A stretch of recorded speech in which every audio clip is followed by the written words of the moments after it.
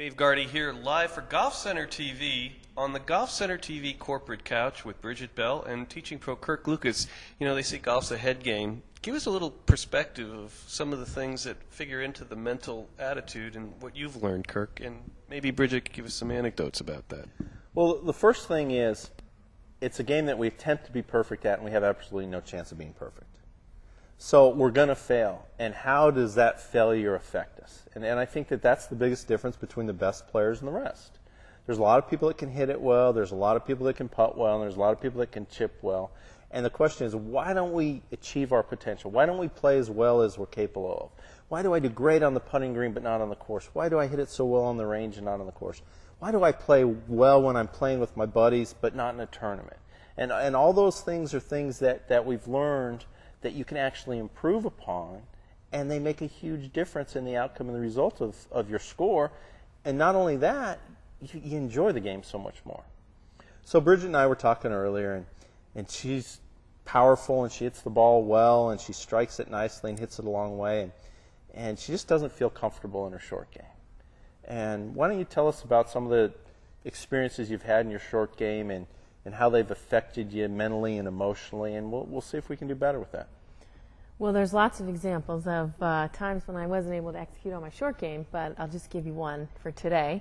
It was a par 3. I hit a nice shot, and it came within 2 feet of the pin. It was great. I felt very good about myself riding up in the cart.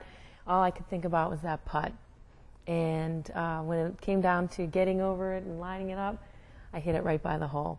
And I two-putted the hole, and then the rest of the day was shot. My putting for the rest of the day was off the entire time. And I think it just got to me mentally that I'm not confident in my short game. Quite possibly it wasn't your fault. And that's something that the best players have learned that you haven't. There's all sorts of things that affected that ball. Dave Pell's lumpy donut. You know, if the ball goes up to the hole and the hole's raised, it's not going to go in. You know, quite possibly the ball hit a heel mark or a spike mark and bounced offline. Maybe your plan was just bad. Maybe you chose a left edge putt and it broke left, or whatever it could be. Maybe the speed of the putt wasn't what you had judged it to be.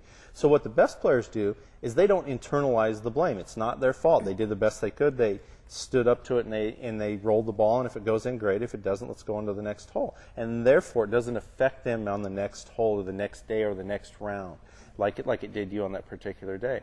And the only thing that you can do is choose the line you want to hit the ball on and roll it at the proper speed. Mm-hmm. And from there, it's out of your hands. You have no control over it. It's up to the quality of the green, the quality of your green reading, if you chose the right pace, and all those choices factor in to whether the ball goes in. But it's not your fault if it doesn't. Right. So what you want to say to yourself is, when I'm the most nervous, what do I want the ball to do? What's the task at hand? Well, I want to roll the ball about 4 feet on this particular line. And if you stand up and roll it 4 feet on that particular line, that's all you can do. If it goes in, great. If it doesn't, you did your job. So it's not your fault. And that's the thing that we notice with the best players, is that they count good shots with more value than they subtract from bad shots. And amateurs are just the opposite. We remember that one bad shot we hit. We remember our failures. We don't remember the good shots. We don't remember our successes. And that's a huge difference in the attitudes and the emotional well-being of good golfers. And it's just a habit. It's something everybody can learn. So the next time that you go out to play, you know, keep a little scorecard. Did I hit the ball on the line that I wanted with the speed I wanted? And if you do, give yourself 5 points. Right. And if you fail to do it, subtract 1. So that at the end of the day, you're going to see, you know what, I did really well. I hit a lot of really good putts. I did what I wanted to do. And then all of a sudden, your attitude about your putting will change. And all of a sudden, you'll remember the good putts, and you remember the ones that go in. And you remember the ones that you hit just perfectly and it didn't go in, but it wasn't my fault. Right. And then you're going to think of yourself as a completely different putter than you think of yourself now.